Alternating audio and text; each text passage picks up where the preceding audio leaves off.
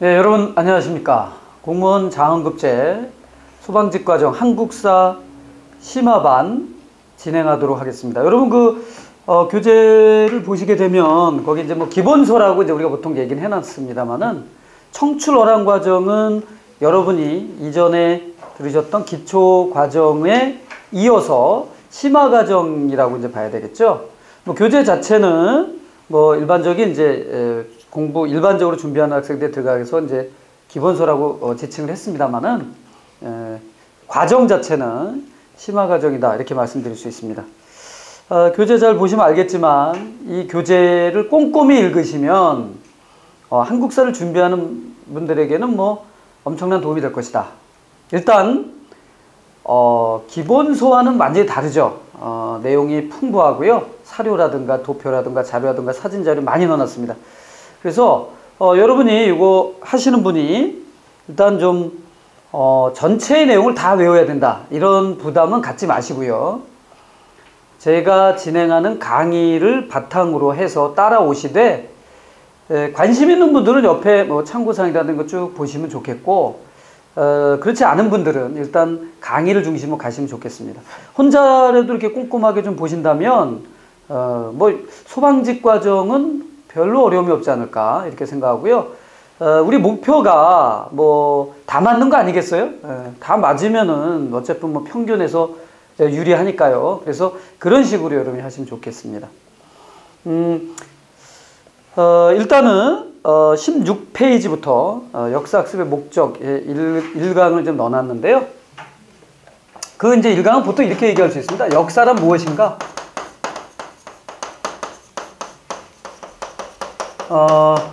보통 이런 질문으로 시작을 할 수 있죠.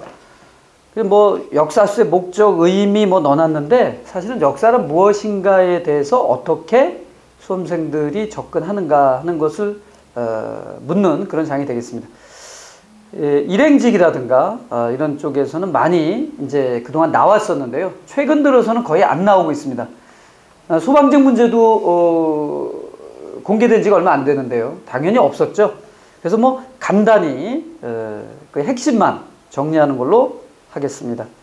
거기 16쪽에 보면 역사의 두 가지 의미, 객관성과 주관성. 그래서 1번 사실적 역사 이렇게 돼 있죠. 그래서 보통 두 가지입니다. 역사를 어떻게 보느냐, 사실을 강조하는 입장. 네, 팩트가 결국 역사다. 두 번째는 기록으로서의 역사를 강조하는 거죠. 두 가지입니다, 여러분. 네.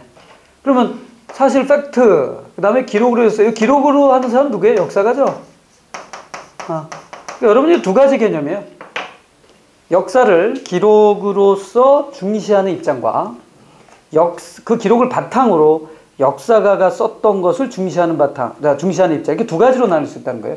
혹시나 이런 문제가 나오면 지문이 주어지겠죠? 그럼 여러분 읽고서 그냥 사실을 강조하는 입장인지 아니면 역사가의 입장을 강조하는 입장인지 이걸 구분하시면 되는데요. 그럼 사실을 강조한다는 것은 말 그대로 역사가의 해석, 추론, 일반화. 예를 들면 이거 안 된다는 거죠. 이거예요. 이거 사실 강조. 팩트는 그대로 써라. 반면에 기록으로의 역사는 바로 이러한 모든 것이 가능하다라고 보는 거죠. 위에 있는 것이 가능하다. 그리고 사실 그 자체는 역사가 될 수 없고 그걸 역사가 가공해야 된다 이런 얘기입니다. 그럼 쉽게 한번 얘기해 볼까요? 임진왜란은 1592년에 일어났다. 팩트입니다. 그런데 임진왜란은 조선 전기와 조선 후기를 가르는 그런 역사적 사건으로서 조선 왕조를 뒤흔든 아주 중요한 사건이었다라고 제가 지금 얘기했다고 했죠. 그러면 그거는 팩트를 넘어서서 역사가가 뭐 시기를 가르기도 하고 뭐 전후 난다고 이런 내용 들어갔죠. 이렇게 되면 역사가 해석이 되는 거예요. 보는 입장이 완전히 다른 거잖아요. 그래서 여러분은 이 두 가지를 구분한다는 것만 알아두면 돼요. 문제가 나오면 그런 식이 있겠구나. 예. 그래서 거기 16쪽에 보면요. 그 사실로서의 역사의 사료를 잠깐 보면 아주 많이 이제 언급되는 거거든요. 역사가는 오직 역사적 사실에 대해서만 순수한 사랑을 느껴야 하고 역사적 사실을 제시하는 것만을 역사서술의 최고의 법칙으로 삼아야 된다. 역사가는 자기 자신을 죽이고 과거가 본래 어떠했는가를 밝히는 것을 지상과제로 삼아야 하고 오직 역사적 사실로 하여금 이야기해야 된다. 뭐 근데 역사가 보지 않게 하는 사람이 얘기하는데 뭐 사실을 강조하는 아주 팩트. 물론 역사 팩트가 뭐 이 바탕이 안 될 수는 없죠. 이건 뭐 기본입니다. 팩트가 아닌 경우는 우리가 소설이라고 하잖아요. 그건 아닌데 자 근데 이제 기록으로의 역사라는 게 있죠. 그래서 밑에 보시면은 역사는 과거 사실을 바탕으로 역사가가 주관적으로 재구성한 거다라고 보는 입장. 그래서 그 17쪽에 보면 그 사료에 보면 그 베네딕토 크로체의 말을 유명한 걸로 나왔죠. 모든 역사는 현재 역사다. 왜냐? 팩트는 과거입니다. 무조건 팩트는 과거예요. 사실 우리가 영어 써서 죄송합니다만 이 팩트는 무조건 과거죠. 그걸 가지고 현재 역사가 가지고 역사 서술하죠. 그러니까 역사가 쓰여지는 순간 모든 역사는 현재 역사다 이런 얘기하는 거예요. 그러니까 이 얘기는 뭐냐면 역사가를 강조하는 거죠. 네.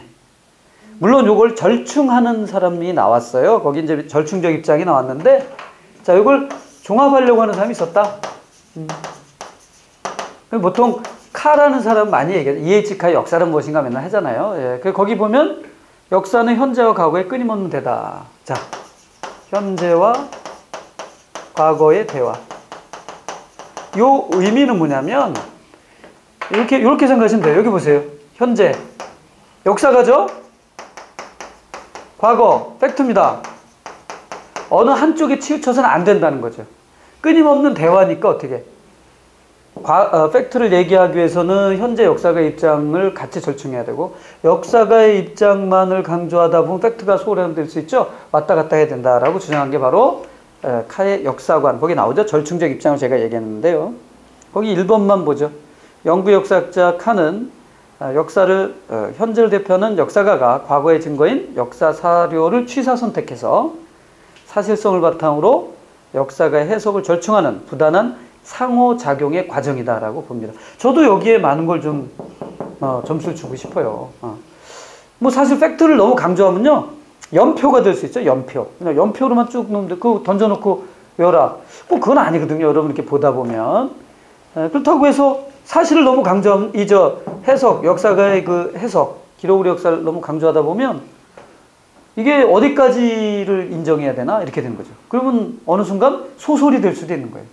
자, 그래서 중간에 절충이 필요하다는 거 잊지 마시고. 그래서 문제가 나오면 나오진 않겠지만 혹시 나온다면 여러분 자 사실을 강조하는 내용인지 아니면 역사의 해석을 강조하는 내용인지 이 두 가지 주안점을 두고 접근하시기 바랍니다. 그러면 1, 2, 3, 4, 5에 보면 이제 그걸 가지고 해결할 수 있겠죠.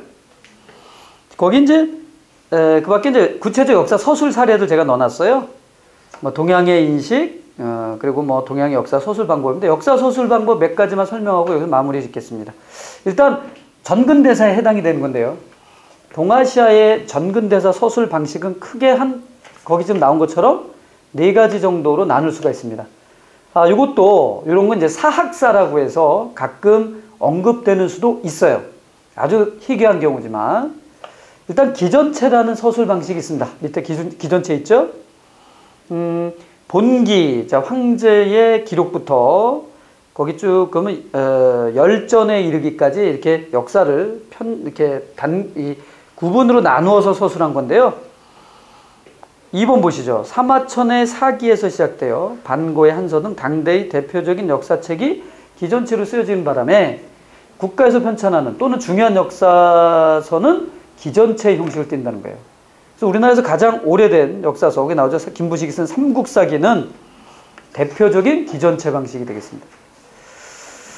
그래서 본기의 기자와 열전의 전자를 따가지고 기전체라고 하는데요. 재미있는 게 뭐냐면 본기에 나온 사람이 본기에 이제 황제하고 얘기하는 과정이 나왔다 쳐요. 그 사람이 A라는 사람이죠. 그 A라는 사람이 유명한 사람이면 그 사람이 열전에 그 사람 전기도 들어갑니다.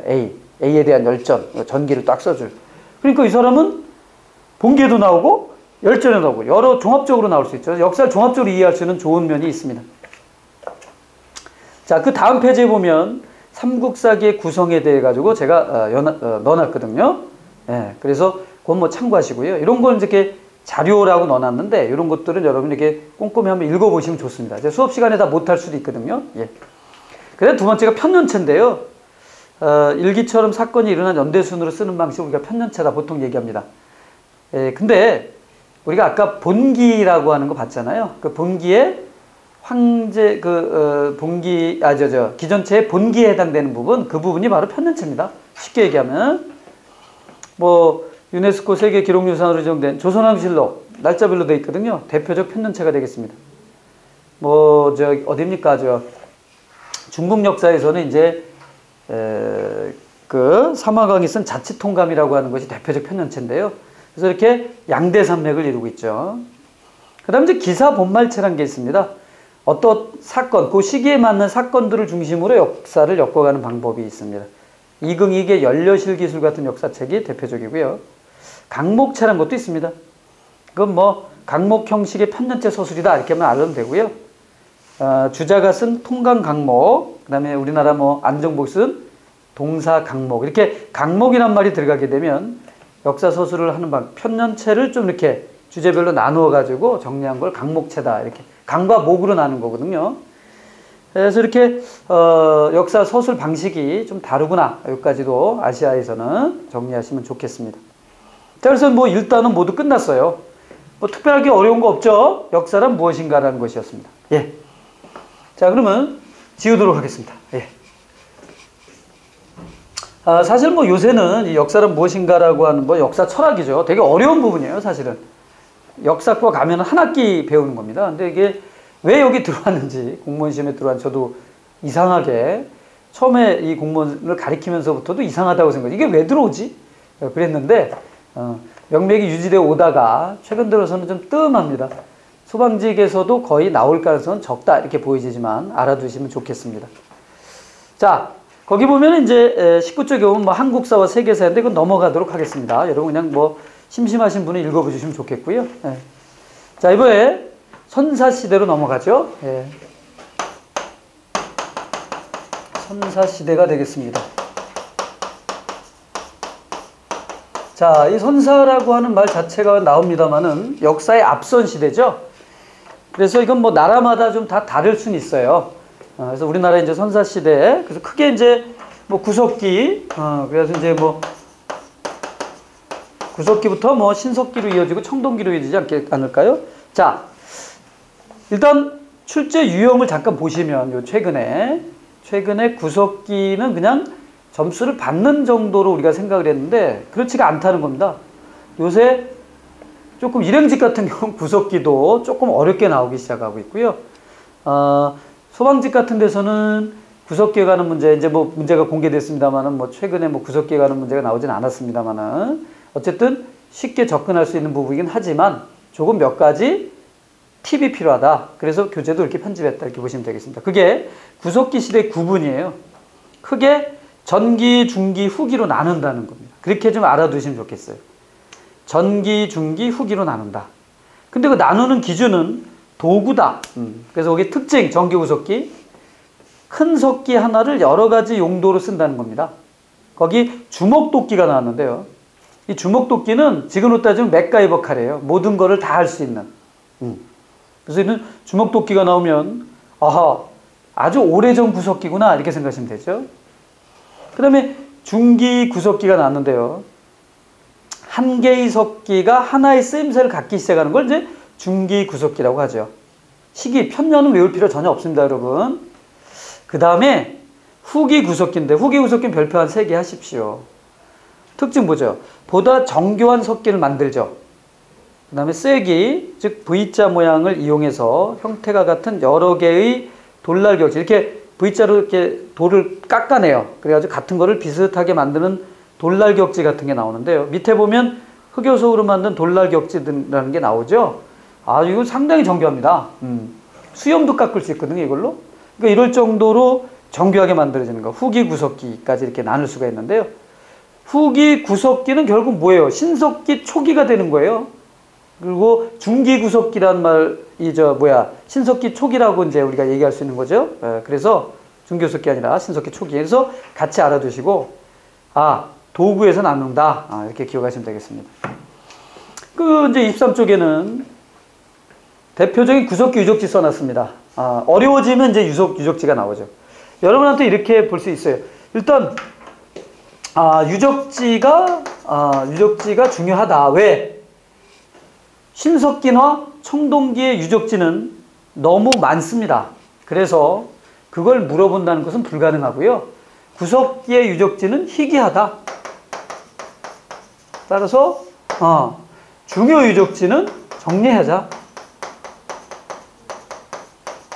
이렇게 써놓을게요. 그게 이제 바로 23쪽에 있는 거예요.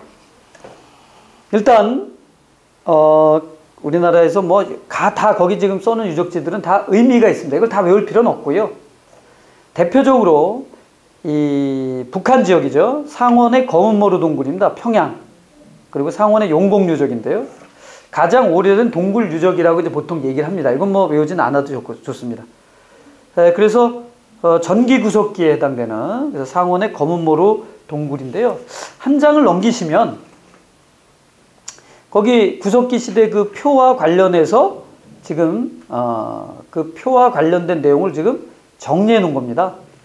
그러면 아예 24쪽을 보시고 그때마다 얘기가 언급될 때마다 23쪽을 지도를 참고하셔서 보시면 좋겠습니다. 일단 거기 24쪽에 전기 구석기 유적과 관련해서 상원의 검은모루 동굴이죠. 가장 오래된 구석기 시대의 동굴 유적. 북한 지역이고요. 룡곡인이라는 사람의 뼈가 출토가 되기도 합니다. 어쨌든 상원의 검은모루 동굴은 우리나라 상원 유적은 구석기 유적에선 너무 대표적이다. 이렇게 얘기할 수 있어요. 그 다음에 단양 궁굴은 넘어가겠습니다. 그 다음에 남한에서는, 북한에서는 대표적인 게 상원 유적이라면, 상원의 검은모루 동굴이라면, 남한 쪽에서는 연천 정곡류 유적이 매우 중요하죠. 뒤에 그 지도를 한번 보시면 23쪽 연천 정곡류 위치 한반도 중부 지역 나오죠? 예. 자, 연천 정곡류 별표 3개 하십시오. 거기 1978년 미군 병사 보엔이라는 사람이 처음으로 발견합니다. 동아시아에서 아슐리아년 주먹도끼가 처음 발견됐다. 이 지문은 줄 그시고 별표 3개. 이거 많이 나오죠? 여러분한테 많이 물어봅니다, 이거. 이런 게 어디냐? 이래가지고. 이런 유적지는 어디냐? 이렇게 직접적으로 물어보는 문제들도 있었습니다. 물론 일행직이지만. 연천 정곡류 한번 볼까요? 거기, 아슐리아년 주먹도끼 옆에 설명, 날개 부분의 설명을 보시죠. 제 교재는 알다시피 여러분 그 중요한 사항에 대해서는 날개 부분에다가 보충 설명을 집어넣어 놨어요. 그러니까 표시가 이렇게 돼 있잖아요. 그 볼릭체로 이렇게 해가지고 옆에다가 정리해 놨습니다. 그러니까 그런 것들은 좀 주의하셔야 되고, 아예 본문에서도 중요한 거는 볼릭체 처리했어요. 그래서 조금 활자가 좀 두꺼워 보이죠? 예, 그렇게 여러분이 참고하시면 되겠습니다. 그래서 연천 정곡류 설명 보면 아슐리안 주먹도끼는 유럽과 아프리카의 아슐리안 문화 전통과 동아시아의 찌개 문화 전통으로 나눠진다는 모비우스 약설을 무너뜨리는 증거였다. 그러니까 무슨 얘기냐면 아시아에서는 찌개밖에 없다. 주먹도끼가 나오지 못했다. 그래서 미개하다. 이런 식으로 좀 분위기가 있었는데, 이 아슐리아는 주먹도끼가 아시아에서 처음 발견됐기 때문에 세계 고고학계에서도 유명한 그 유적지입니다. 지금도 여러분이 가시면 석기를 주실 수 있어요. 저도 대학 다닐 때 석기를 주셨습니다. 이 석기라는 게 한 번에 만들어지는 게 아니거든요. 하나 만들려면 수십 개 정도의 파본이 나올 건데요. 그런 것들이 널려 있습니다. 아직도. 그래서 연천 정곡류 유적. 그 다음에 거기 이제 중기구석지인데 시기는 중요하지 않습니다. 시기는 중요하지 않고 보통 이제 대표적으로 이제 구석기와 관련해서 많이 언급되는 것이 공주 석장리입니다. 남한 지역에서 최초로 발굴했고 조사된 유적지인데요. 전기에서부터 후기까지 모든 게 골고루 다 들어갔습니다. 그래서 공주 석장리 유적 이 정도만 정리하시면 되겠고요. 예. 그 다음에 오른쪽에 25쪽에 보면 단양의 수양계 유적. 단양 수양계 유적에 관련해서는 거기 보면 뭐 2번에 보면 주먹도끼, 찌개, 글게 머리가 쭉 했는데 후기 구석 유적 때 많이 발견되었다고 그랬는데요. 물론 중기에서 후기로 가는 상황이죠. 석기 제작소란 말 동그라미 하십시오. 그만큼 석기가 많이 나왔다. 보통 단양 수양계입니다. 그 다음에 이제 후기 구석기와 관련해서는 뭐 여러 가지가 있는데, 청원의 두루붕 동굴 많이 얘기해요. 청원의 두루붕 동굴. 그 청원의 두루붕 동굴에 3번 보면요. 뭐 요즘 논란이 되고 있습니다만은, 남한 지역에서는 처음으로 완전한 사람의 뼈가 출토되었습니다. 4만 년 전에 죽은 5세 정도 아이 뼈 2구가 발견됐는데, 당시 그 발견자, 이 발굴 현장에서 아르바이트 하시던 분이죠. 김흥수 씨의 이름을 따서 흥수아이라고 이름 붙였어요. 오른쪽에 있는데 흥수아이 동상도 만들어놨죠. 여기에 대해서는 최근 들어서 뭐 논란도 있습니다만은, 그래서 청원의 두루붕 동굴의 흥수아이 현대인이라는 거죠. 한 4만 년 전이죠. 뭐 그 정도 정리하시면 되겠습니다. 그래서 구석기 시대의 도구로 일단 세 개로 나눈다는 것과 대표적인 유물 유적들 몇 가지 제가 지금 설명한 것들은 정리를 하셔서 구분되는 문제가 나올 수 있거든요. 그러면 거기에 대비해라 이거죠. 네. 거기 3번에 보면 구석기 시대 유물인데 용도에 따라서도 유물을 나눌 수가 있습니다. 그래서 뭐 사냥도구, 조리도구, 연장도구에 나왔는데 이거는 뭐 참고하시고 한 장 넘기면 제가 넣어놨어요. 자료에 보면 용도에 따른 석기 보세요. 긁게, 뭐 자르게, 밀게, 새기게. 근데 이런 걸 물어볼 수는 없죠. 그러니까 용도에 따라서 나눠진다. 근데 아까 얘기했지만 중기구석기 이후부터 이제 용도가 나타난다고 그랬죠. 그 다음에 전기구석기 대표적인 주먹도끼 제가 오른쪽에 다시 또 넣어놨습니다. 근데 이제 여러분이 별표 3개 하실 게 승배지르개라는 겁니다. 밑에 보시면 그 별표 3개 승배지르개가 있잖아요. 사진. 승배라는 것은 자루란 뜻이고 찌르개는 창의 합성어죠. 이 승배지르개는 말 그대로 여기다가 이제 그 자루를 붙이면 창이 되는 게 돌창 뭐 이런 게 되는 건데, 구석기 시대 후기입니다. 별표 3개입니다. 그래서 승배지르개는 그러니까 현생 인류가 이제 아주 지금과 똑같은 IQ 갖고 있는 사람들이 나타났을 때 이제 이게 나오는 거지, 뭐 무조건 이게 뭐 첫 번부터 나오는 건 아니죠. 그러니까 주먹도끼 같은 경우는 현생 인류라고 보지 않아요. 아마 호모 에렉투스 우리가 계열을 보는데 그들이 만든 도구라면, 승배지르개는 이제 우리나라 지금 우리와 같은 사람들이에요. 이 사람들 데려다가 지금 뭐 사관학교 공군사관학교 집어넣으면 뭐 F-16 몰고 다닐 수 있는 사람들입니다. 이게 그런 사람들이 만든 거라고 이렇게 보는 거니까 조금 시기가 다르죠. 그래서 승배지르개는 전혀 구석기 후기다 이렇게 정리하시기 바랍니다. 자, 그러면 구석기 시대 생활은 어떻게 됐을까요? 도구 우리가 살펴봤고요. 자, 거기 정리를 해놨죠.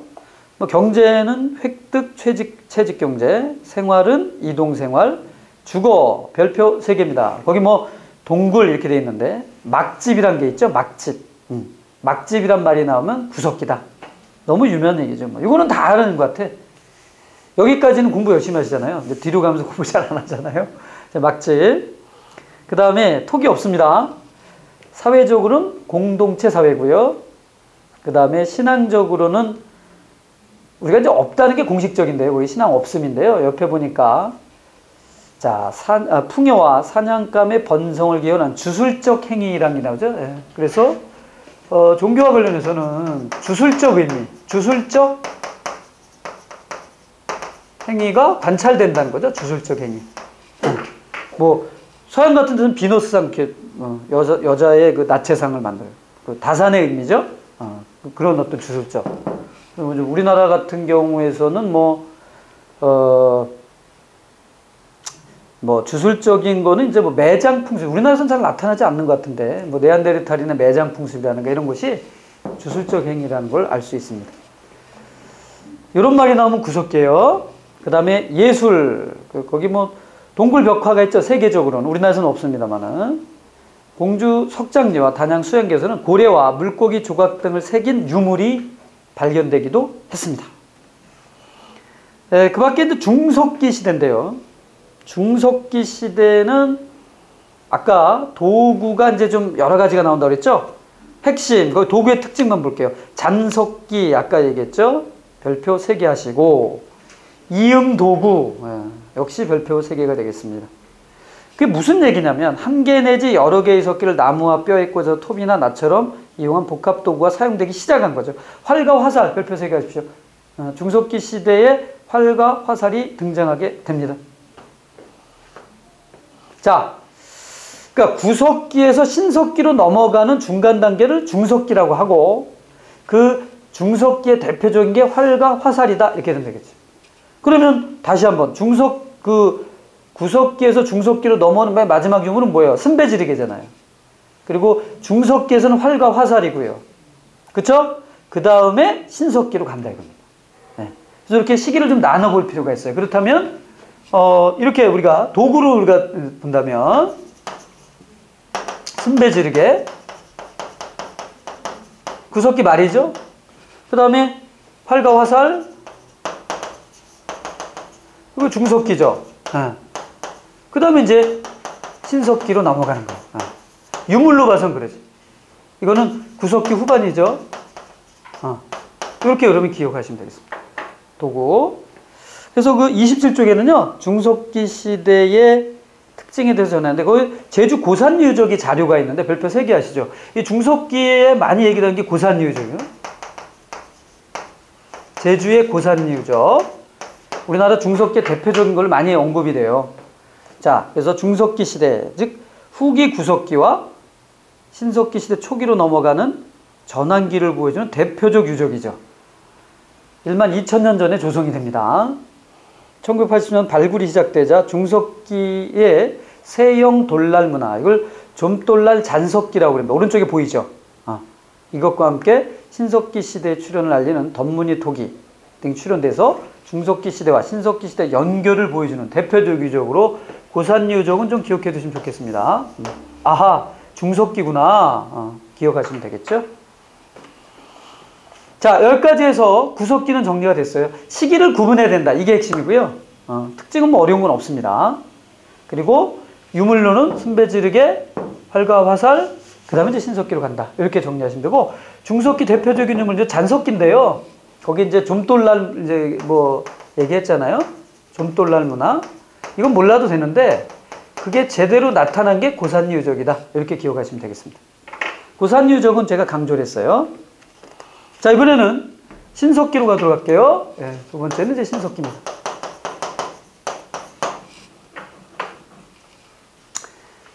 신석기 시대, 우리나라 신석기 시는 기원전 8,000년경 정도는 이제 편년이 올라가는데요. 연도는 별로 중요하지 않습니다. 그 다음에 신석기 유적지는 주로 강가나 바닷가입니다. 밑에 자료 또 하나 넣어놨어요. 구석기와 신석기 유적지를 이렇게 비교해보라고 넣어놨는데, 거기 밑에 설명 보면 구석기 유적지는 빈번히 출제되면 숙지해야 된다라고 얘기를 했고요. 아까 얘기했죠. 신석기는 되게 많습니다. 외울 필요 없습니다. 다만 이제 대표적으로 언급되는 유물들을 좀 한번 살펴볼 필요가 있다. 28쪽 넘어갈게요. 일단 서울의 암사동 유적은 너무 유명합니다. 그래서 2번 동그라미 2번 신석기 시대 움집터가 나왔고, 빗살무늬 토기를 비롯해 여러 도구들이 나왔던 대표적 유적이 서울의 암사동 유적이죠. 암사동 움집 넣어놨 제가 이제 이렇게 사진 넣어놨습니다. 그 다음에 이제 부산의 동산동에서 발견된 폐총이 있습니다. 폐총이라는 것은 조개를 이제 쓰레기 무덤이죠. 조개를 많이 이렇게 버리고 했던 쓰레기인데, 거기에 뭐 조개뿐 아니라 쓰레기도 많이 포함이 됩니다. 그래서 뭐 동삼동 폐총이 있고요. 봉산 집탐리 유적도 많이 유명한데요. 그 중에 별표 3개 할 것은 거기 갈돌, 가루를 빠는 데 쓰이는 갈돌이 발견됐다. 별표 3개. 그 다음에 탄화된 곡물. 그래서 봉산 집탐리 유적, 황해도 이 얘기는 많이 하거든요. 그래서 보통 이제 유적과 관련해서는 집탐리에서 많이 나온다. 갈돌과 탄화된 쌀. 자, 이렇게. 쌀이 아닙니다. 죄송합니다. 탄화된 곡물이죠. 쌀은 신석기니까, 청동기니까요. 자, 요게 좀 신석기 유적에서는 기억을 좀 해두시면 좋겠어요. 요거, 일행직 중에서 이제 어려울 때 이런 게 많이 나오거든요. 네, 이런 게 있다. 이렇게 정리하시면 되겠고요. 그 다음에, 뭐, 나머지는 뭐 특별한 건 없고요. 양양 오산리입니다. 밑에 양양 오산리에서는요, 오른쪽에 보는 것처럼 점토 얼굴상이 발견돼요. 옆에 사진 넣어놨어요. 이게 얼굴산처럼 보입니까, 여러분? 뭐 그렇게 보이죠? 양양 오산리에서 발견된 얼굴산 같은 거 우리가 한번 살펴봤습니다. 그러면 신석기 시대 도구 하면 토기가 많이 나오잖아요. 그래서 이제 신석기는 우리가 보통 이제 농경과 목축이 시작된다 얘기하는데, 그 얘기는 뭐냐면 뭐 당연히 농경이 시작된다는 것은 토기가 있다는 얘기니까 토기가 이제 언급이 돼야 되겠죠. 밑에 보면 그 28쪽에 아까 갈돌과 그 어디야 지탐리에서 갈돌이 나왔다 그랬잖아요. 그 갈돌 밑에 보이네요. 갈판과 갈돌 이렇게 보이죠. 이런 식의 맷돌 전 단계 비슷한 게 생각하시면 되겠습니다. 이런 게 나왔다는 거고요. 밑에 보니까 또 지난주에 농경 굴지구라고 나왔는데, 그 굴지구는 땅을 파고 돌을 일구는 기구입니다. 그러면 여기 보세요. 농경이 시작됐으니까 당연히 그런 도구가 필요했겠죠. 그런 도구라고 봐야 되겠어요. 뭐 돌괭이, 돌보습 이런 것들을 다 아우를 수 있습니다. 그래서 29쪽 가시면 이제 신석기 토기를 우리가 쭉 넣어놨는데, 이 토기를 시기별로 나눌 필요 전혀 없습니다. 다만 첫 번째 토기가 뭐죠? 이른 민무늬 토기죠. 원시 무문 토기라고 하고, 그러니까 신석기 시대 들어오면서 아주 대표적인 토기죠.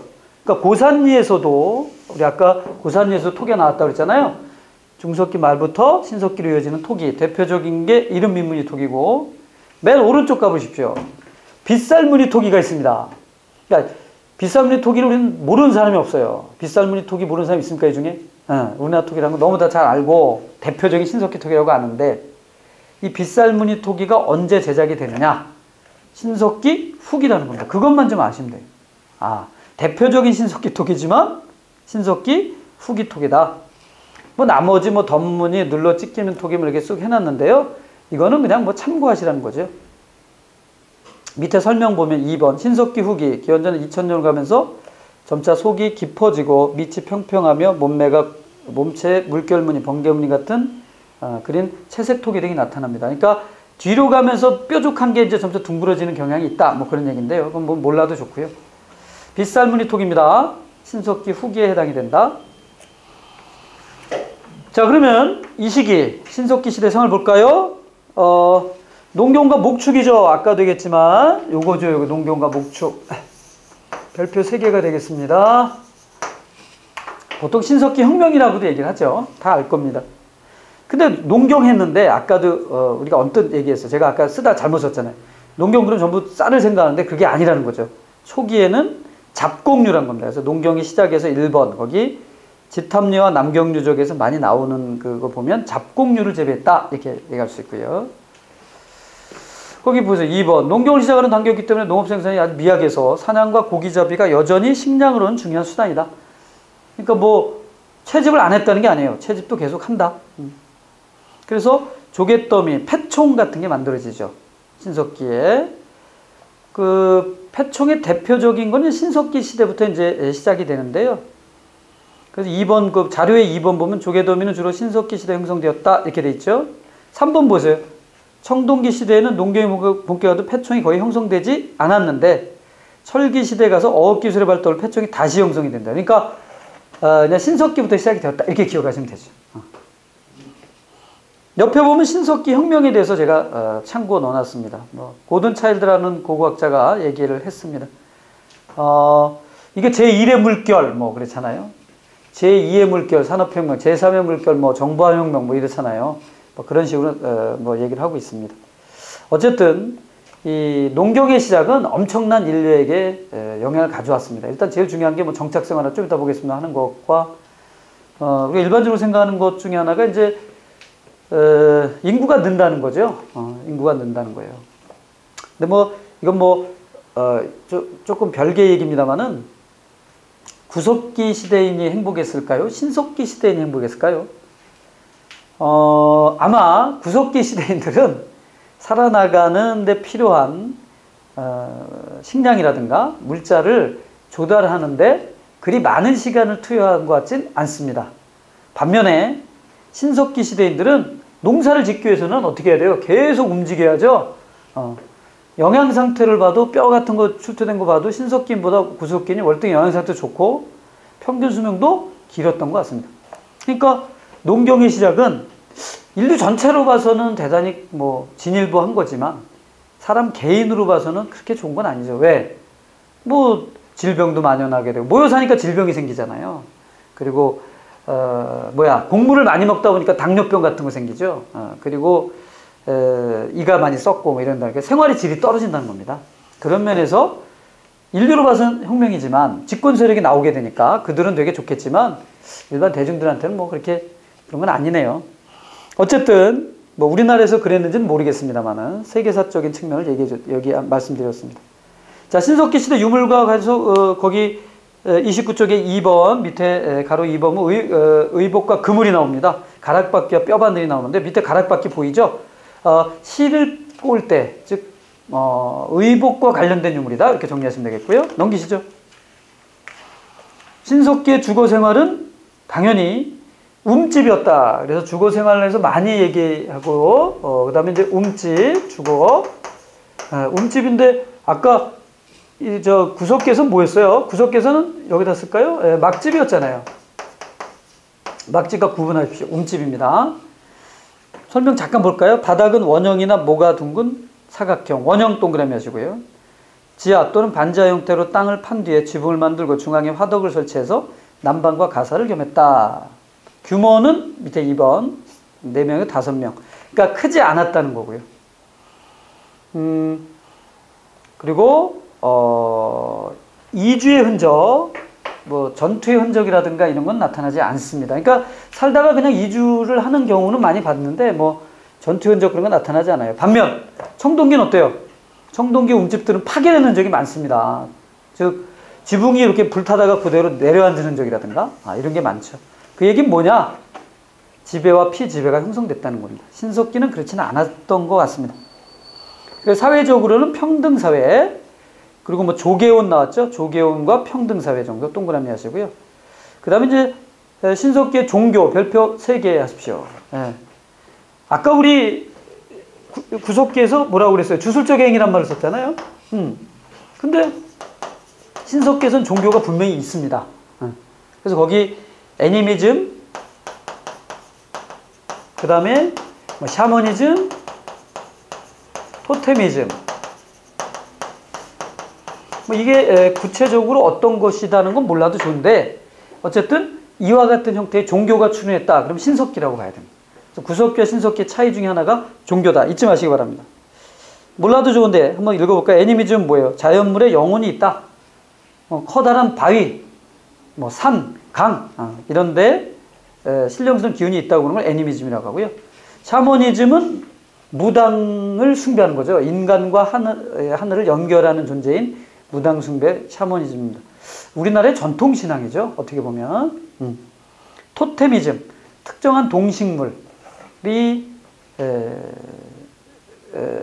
자기와 연결돼서 신성시되는 것이죠.